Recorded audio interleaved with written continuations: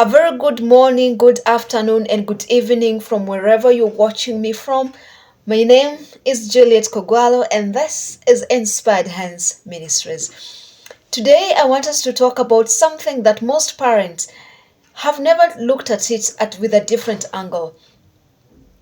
At a different angle, I mean, overprotective parents, overcaring moms, overcaring dads.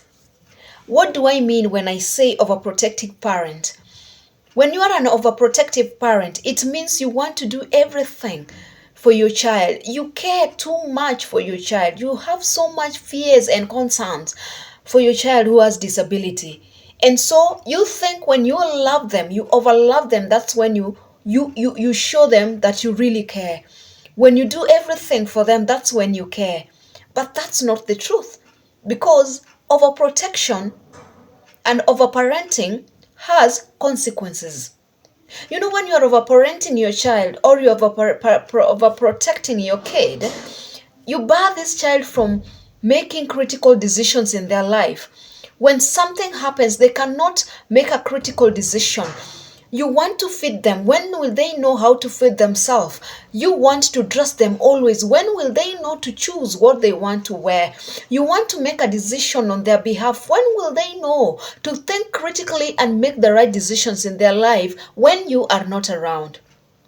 I know disability comes with a lot of challenges, and most parents, we get scared, we get freaked out because we don't know about tomorrow, and the universe and the world is kind of very harsh.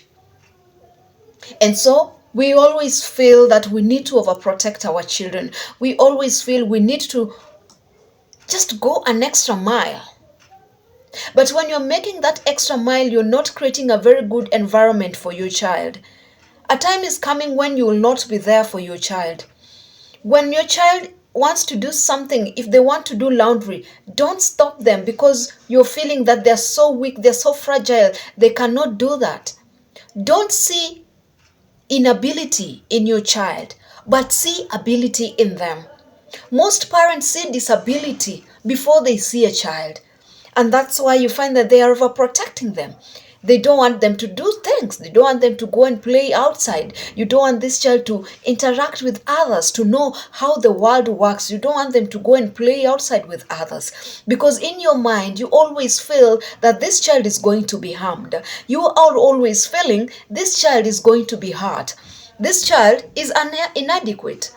And that's the message you're sending in their mind, that you know what, my child, you are inadequate. And if for that reason, you cannot do laundry. For that reason, you cannot dress yourself. For that reason, you cannot even feed yourself. For that reason, you cannot take yourself to school. I've seen grown-ups.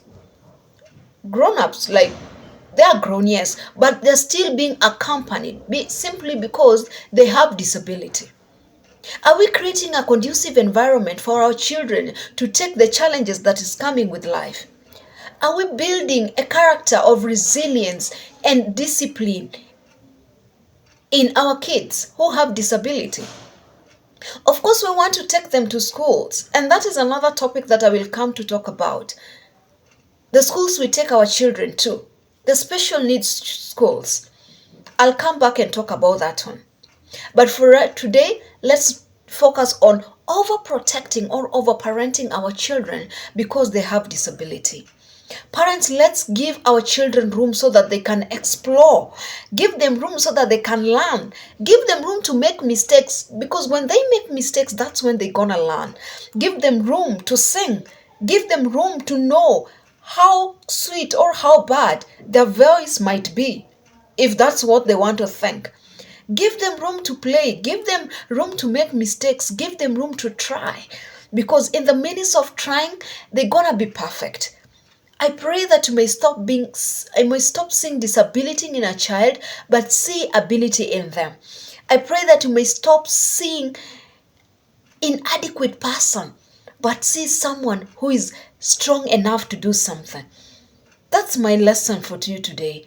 That parents, let's be bold. Think when you will not be there, when you won't be there. That moment that you've gone to the market, you can't carry him on your back forever. At one point, you'll have to separate. You'll have to separate yourself from them.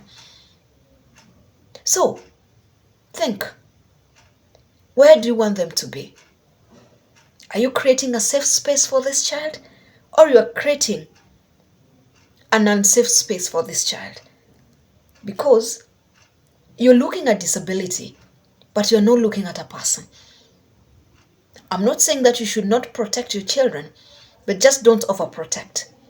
I'm not saying that you don't correct them when they do mistakes, because you cannot leave them just do mistakes without correcting them.